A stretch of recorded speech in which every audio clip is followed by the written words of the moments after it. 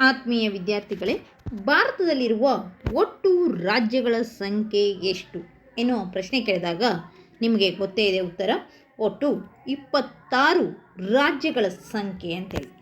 ಅದೇ ರೀತಿ ಭಾರತವು ಅರೆ ಸಂಯುಕ್ತ ವ್ಯವಸ್ಥೆಯನ್ನು ಹೊಂದಿರಲಿಕ್ಕೆ ಕಾರಣ ಏನು ಅಂತ ನೋಡಿದಾಗ ಕೇಂದ್ರ ಮತ್ತು ರಾಜ್ಯಗಳಲ್ಲಿ ಅಧಿಕಾರ ಸಂವಿಧಾನಾತ್ಮಕವಾಗಿ ಆಯ್ಕೆಯಾಗಿರುವುದರಿಂದ ನಮ್ಮಲ್ಲಿ ಅರೆ ಸಂಯುಕ್ತ ವ್ಯವಸ್ಥೆ ಹೊಂದಿರಲು ಕಾರಣ ಅಂತ ಹೇಳ್ಬೋದು. ಈ ಒಕ್ಕೂಟವನ್ನು ಮುನ್ನಡೆಸುವ ಸರ್ಕಾರವನ್ನು ನಾವು ಏನಂತ ಕರಿತೇವೆ ಅಂತಂದರೆ ಕೇಂದ್ರ ಸರ್ಕಾರ ಅಂತೇಳಿ ಕರಿತೇವೆ. ಹಾಗಾದರೆ ನಾವು ಇಂದು ಕೇಂದ್ರ ಸರ್ಕಾರದ ಬಗ್ಗೆ ತಿಳಿದುಕೊಳ್ಳೋಣ.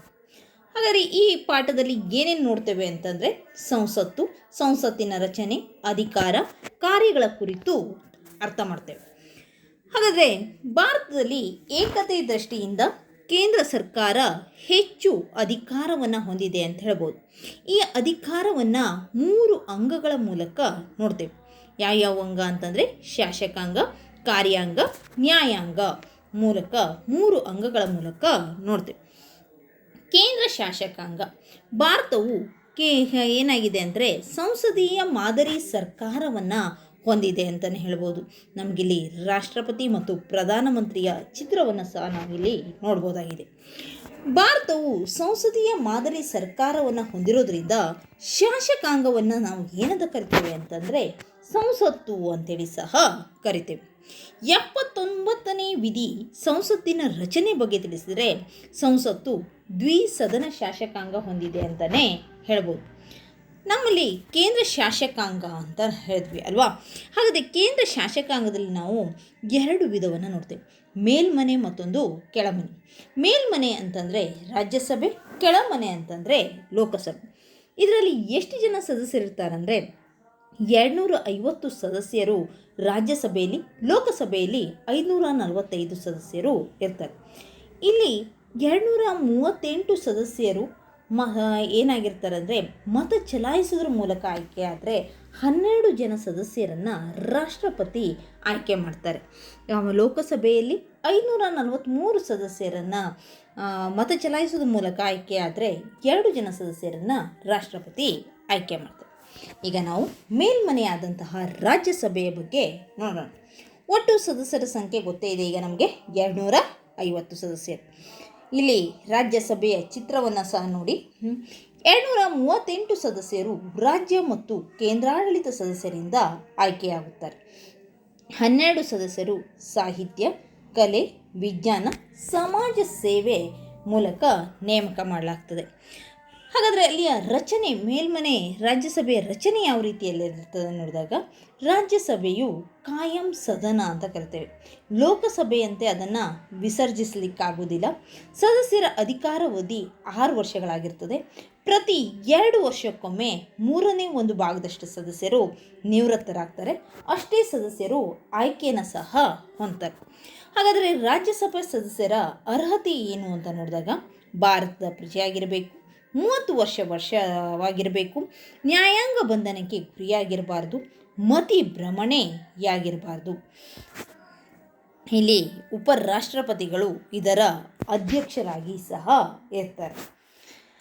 ಅರ್ಹತೆ ನೋಡಿದಾಗ ಸಭೆ ನಡೆಯಬೇಕಾದರೆ ಸದನದ 10% ಅಂದರೆ 25 ಸದಸ್ಯರು ಹಾಜರಿರಬೇಕು.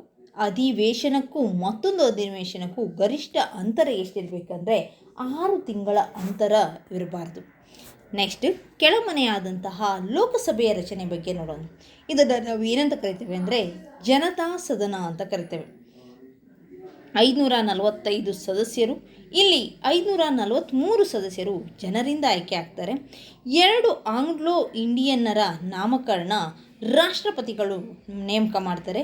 ಅಧಿಕಾರಾವಧಿ 5 ವರ್ಷ ಆಗಿರ್ತದೆ.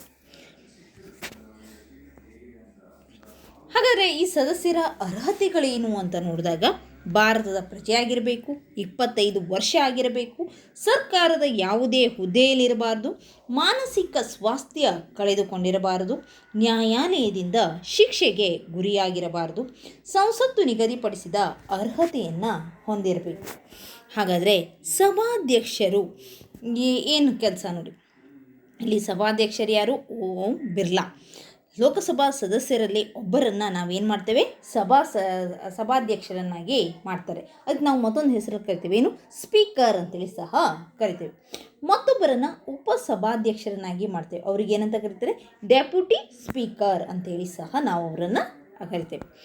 ಸಭೆಯ ಕಾರ್ಯಕಲಾಪಗಳ ಅಧ್ಯಕ್ಷತೆಯನ್ನು ವಹಿಸಿ ಸದನದಲ್ಲಿ ಶಾಂತಿ ಮತ್ತು ಶಿಸ್ತನ್ನು ಸಹ ಕಾಪಾಡ್ತಾರೆ. ಸದನದಲ್ಲಿ ಚರ್ಚೆಗಳು, ಮತದಾನ ಹಾಗೂ ನಿರ್ಣಯಗಳನ್ನು ವಿಧಿವಿಧಾನಗಳ ಪ್ರಕಾರ ನಡೆಸಿಕೊಡುವ ಜವಾಬ್ದಾರಿ ಯಾರ್ದಾಗಿರ್ತದೆ, ಸಭಾಧ್ಯಕ್ಷಂದಾಗಿರುತ್ತದೆ. ಹಾಗಾದರೆ ಸಂಸತ್ತಿನ ಅಧಿಕಾರ ಮತ್ತು ಕಾರ್ಯಗಳೇನು ಅಂತ ನೋಡೋಣ. ಮೊದಲಿಗೆ ಶಾಸನ ರಚನಾ ಕಾರ್ಯ. ನಮ್ಮಲ್ಲಿ ಕೇಂದ್ರ ಪಟ್ಟಿಯ ವಿಷಯಗಳಿಗೆ ಏನಂತ ಕರಿತೇವೆ ಅಂದರೆ ಶಾಸನ ಅಂತ ಕರಿತೇವೆ. ಯಾವುದೇ ಸದನದಲ್ಲಿ ಶಾಸನ ಮಂಡನೆ ಮಾಡ್ಬೋದು. ರಾಷ್ಟ್ರಾಧ್ಯಕ್ಷರು ಜಂಟಿ ಅಧಿವೇಶನ ನಡೆಸ್ಬೋದು. ರಾಷ್ಟ್ರಪತಿ ಒಪ್ಪಿಗೆ ನಂತರನೇ ಶಾಸನ ಪಾಸಾಗ್ತಾ ಇತ್ತು. ಶಾಸನ ರಚನಾ ಕಾರ್ಯ. ಸಂಸತ್ತು ಮೂಲಭೂತವಾಗಿ ಕಾನೂನು ಮಾಡುವ ಅಂಗವಾಗಿದೆ. ಕೇಂದ್ರ ಪಟ್ಟಿಯಲ್ಲಿನ ವಿಷಯಗಳಿಗೆ ಸಂಬಂಧಿಸಿದಂತೆ ಶಾಸನ ಮಾಡುವ ಅಧಿಕಾರ ಸಂಸತ್ತಿಗಿದೆ ಅಂತಾಯಿತು. ಹಣಕಾಸಿನ ಮಸೂದೆಯನ್ನು ಲೋಕಸಭೆಯಲ್ಲಿ ಮಾತ್ರ ಮಂಡಿಸಲಾಗ್ತಾ ಇದೆ. ಉಳಿದ ಮಸೂದೆಗಳನ್ನು ಯಾವುದೇ ಸದನದಲ್ಲಿಯೂ ಸಹ ಮಂಡಿಸಬಹುದು. ಮಸೂದೆ ಊರ್ಜಿತವಾಗಬೇಕಾದರೆ ಚರ್ಚೆಗಳ ಮೂಲಕ ಉಭಯ ಸದನಗಳ ಅನುಮೋದನೆಯನ್ನು ಪಡಿಬೇಕು. ಪ್ರಧಾನಮಂತ್ರಿ ಮತ್ತು ಮಂತ್ರಿಮಂಡಲ ನಿಜವಾದ ಕಾರ್ಯಾಂಗವಾಗಿದೆ ಎನ್ನುವುದು ಆಡಳಿತಾಧಿಕಾರದಲ್ಲಿ. ಸಂಸತ್ತು ಮಂತ್ರಿಮಂಡಲವನ್ನು ಪ್ರಶ್ನಿಸುವ ಮೂಲಕ ಕಾರ್ಯಾಂಗದ ಮೇಲೆ ಸಂಪೂರ್ಣ ನಿಯಂತ್ರಣವನ್ನು ಹೊಂದಿರ್ತದೆ. ಲೋಕಸಭೆಯ ವಿಶ್ವಾಸವಿರುವವರೆಗೆ ಮಂತ್ರಿಮಂಡಲ ಅಧಿಕಾರದಲ್ಲಿ ಮುಂದುವರಿಯುತ್ತದೆ. ವಿಶ್ವಾಸ ಕಳೆದುಕೊಂಡಾಗ ಮಂತ್ರಿಮಂಡಲ ರಾಜೀನಾಮೆಯನ್ನು ನೀಡಬೇಕಾಗುತ್ತದೆ. ಪ್ರಧಾನಮಂತ್ರಿ ಹಾಗೂ ಮಂತ್ರಿಮಂಡಲದ ಮೇಲೆ ಲೋಕಸಭೆಯು ನಿಯಂತ್ರಣದಲ್ಲಿಟ್ಟುಕೊಳ್ಳುತ್ತದೆ. ಲೋಕಸಭೆಯು ಬಹುಸಂಖ್ಯಾತ ಸದಸ್ಯರಿಗೆ ವಿಶ್ವಾಸವಿಲ್ಲವೆಂದಾದರೆ ಸರ್ಕಾರ ರಾಜೀನಾಮೆ ನೀಡಬೇಕು. ಪ್ರಧಾನಮಂತ್ರಿ ಹಾಗೂ ಮಂತ್ರಿಮಂಡಲದ ಮೇಲೆ ಲೋಕಸಭೆ ನಿಯಂತ್ರಣದಲ್ಲಿಟ್ಟುಕೊಳ್ಳುತ್ತದೆ. ಲೋಕಸಭೆಯ ಬಹುಸಂಖ್ಯಾತ ಸದಸ್ಯರಿಗೆ ವಿಶ್ವಾಸವಿಲ್ಲವೆಂದರೆ ಸರ್ಕಾರ ರಾಜೀನಾಮೆಯನ್ನು ಸಹ ನೀಡಬಹುದು. ಹಣಕಾಸಿನ ಅಧಿಕಾರ. ಲೋಕಸಭೆಯು ರಾಷ್ಟ್ರದ ಹಣಕಾಸಿನ ಮೇಲೆ ಸಂಪೂರ್ಣ ನಿಯಂತ್ರಣ ಹೊಂದಿದೆ. ಸಂಸತ್ತಿನ ಅನುಮೋದನೆ ಇಲ್ಲದೆ ಸರ್ಕಾರ ಯಾವುದೇ ಬಗೆಯ ತೆರಿಗೆ ಸಂಗ್ರಹಣ ಮಾಡುವುದಕ್ಕಾಗಲಿ ಖರ್ಚು ಮಾಡುವುದಕ್ಕಾಗಲಿ ಅಧಿಕಾರವಿಲ್ಲ. ಹಣಕಾಸಿನ ಅಧಿಕಾರ ನಮಗೆ ಕಾಣ್ತಾ ಇದೆಯಲ್ಲ, ಇವರೇ ಯಾರು, ಹಣಕಾಸಿನ ಮಂತ್ರಿ ನಮ್ಮ ಭಾರತದ ಸೀತಾರಾಮನ್. ಆದರೆ ಲೋಕಸಭೆಯ ರಾಷ್ಟ್ರದ ಹಣಕಾಸಿನ ಮೇಲೆ ಸಂಪೂರ್ಣ ನಿಯಂತ್ರಣವನ್ನು ಹೊಂದಿದೆ. ಸಂಸತ್ತಿನ ಅನುಮೋದನೆ ಇಲ್ಲದೆ ಸರ್ಕಾರ ಯಾವುದೇ ಬಗೆಯ ತೆರಿಗೆ ಸಂಗ್ರಹಣ ಮಾಡುವುದಕ್ಕಾಗಲಿ ಖರ್ಚು ಮಾಡುವುದಕ್ಕಾಗಲಿ ಅಧಿಕಾರವಿಲ್ಲ ಅಂತಲೇ ಹೇಳ್ಬೋದು. ಹಣಕಾಸಿನ ಮಸೂದೆಯನ್ನು ಮೊದಲು ಲೋಕಸಭೆಯಲ್ಲಿ ಮಂಡಿಸುವ ನಿಯಮವಿದೆ. ರಾಜ್ಯಸಭೆಯ ಮಸೂದೆಯ ಬಗ್ಗೆ ಕೆಲವು ಸಲಹೆ ಸೂಚನೆ ಕೊಡುವ ಹಾಗೂ 14 ದಿನಗಳ ಕಾಲ ತಡೆಹಿಡಿಯುವ ಅವಕಾಶ ಸಹ ಹೊಂದಿದೆ. 14 ದಿನಗಳೊಳಗೆ ಹಿಂದಿರುಗಿಸದೆ ಹೋದರೆ ಮಸೂದೆ ಅಂಗೀಕಾರ ಪಡೆದಿದೆ ಎಂದು ಪರಿಗಣಿಸಿ ರಾಷ್ಟ್ರಪತಿಗಳ ಅನುಮೋದನೆಗೆ ಕಳುಹಿಸಲಾಗುತ್ತದೆ. ನ್ಯಾಯಾಂಗ ಅಧಿಕಾರ. ಸುಪ್ರೀಂ ಕೋರ್ಟ್ ಅಥವಾ ಹೈಕೋರ್ಟ್ ನ್ಯಾಯಾಧೀಶರನ್ನು ಪದ್ಯಚ್ಯುತಗೊಳಿಸುವ ಅಧಿಕಾರ ಸಂಸತ್ತಿನ 2 ಸದನಗಳಿಗಿದೆ. ಇಲ್ಲಿ ಕಾಣಿಸ್ತಾ ಇದೆಯಲ್ಲ, 2 ಸದನ, ಸುಪ್ರೀಂ ಕೋರ್ಟ್ ಮತ್ತು ಹೈಕೋರ್ಟ್. ಮತ್ತು ನ್ಯಾಯಾಲಯಕ್ಕೆ ಸಂಬಂಧಿಸಿದ ಕೆಲವು ತನಿಖಾ ವರದಿಗಳನ್ನು ಚರ್ಚಿಸುವ ಅಧಿಕಾರ ಸಹ ಉಭಯ ಸದನಗಳಿಗೂ ಇದೆ. ಹಾಗಾದರೆ ನೆಕ್ಸ್ಟ್ ಬರೋದು ಸಂವಿಧಾನ ತಿದ್ದುಪಡಿ ಮಾಡುವ ಅಧಿಕಾರ. ಇದು ಲೋಕಸಭೆ ಮತ್ತು ರಾಜ್ಯಸಭೆಗೆ ಸಮಾನ ಅಧಿಕಾರವಿದೆ ಅಂತಲೇ ಹೇಳ್ಬೋದು. ತಿದ್ದುಪಡಿಗೆ ಸಂಬಂಧಿಸಿದ ಮಸೂದೆಯನ್ನು ಯಾವುದೇ ಸದನದಲ್ಲಿ ಮೊದಲು ಮಂಡಿಸಬಹುದು. ಆದರೆ ಮಸೂದೆಗೆ ಉಭಯ ಸದನಗಳ ಅಂಗೀಕಾರ ಪಡೆಯಬೇಕು.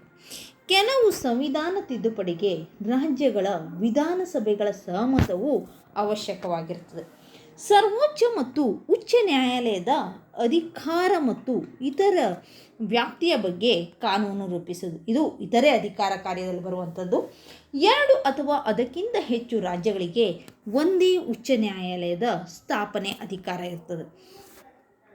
ಹೊಸ ರಾಜ್ಯಗಳ ಸೃಷ್ಟಿ ಇರ್ಬೋದು, ಹೆಸರು ಬದಲಾವಣೆ ಇರ್ಬೋದು, ರಾಜ್ಯದ ಗಡಿರೇಖೆ ನಿರ್ಧರಿಸುವುದು ಎಲ್ಲವೂ ಇತರೆ ಅಧಿಕಾರಗಳಲ್ಲೇ ಬರ್ತವೆ. ಲೋಕಸೇವಾ ಆಯೋಗ, ಹಣಕಾಸು ಆಯೋಗ, ಚುನಾವಣಾ ಆಯೋಗ, ಹಿಂದುಳಿದ ವರ್ಗಗಳ ಆಯೋಗ, ಪರಿಶಿಷ್ಟ ಜಾತಿ ಪರಿಶಿಷ್ಟ ಪಂಗಡ ಆಯೋಗ ಮೊದಲಾದ ಆಯೋಗಗಳ ವರದಿ ಬಗ್ಗೆ ಚರ್ಚೆ ನಡೆಸುವುದು, ರಾಷ್ಟ್ರೀಯ ತುರ್ತು ಪರಿಸ್ಥಿತಿ, ರಾಜ್ಯ ತುರ್ತು ಪರಿಸ್ಥಿತಿ ಮತ್ತು ಹಣಕಾಸಿನ ತುರ್ತು ಪರಿಸ್ಥಿತಿಯನ್ನು ಅನುಮೋದಿಸುವುದು ಇವೆಲ್ಲವೂ ಯಾವುದು ಇತರೆ ಕಾರ್ಯಗಳಲ್ಲಿ ಬರುವಂಥದ್ದು. ಧನ್ಯವಾದಗಳು.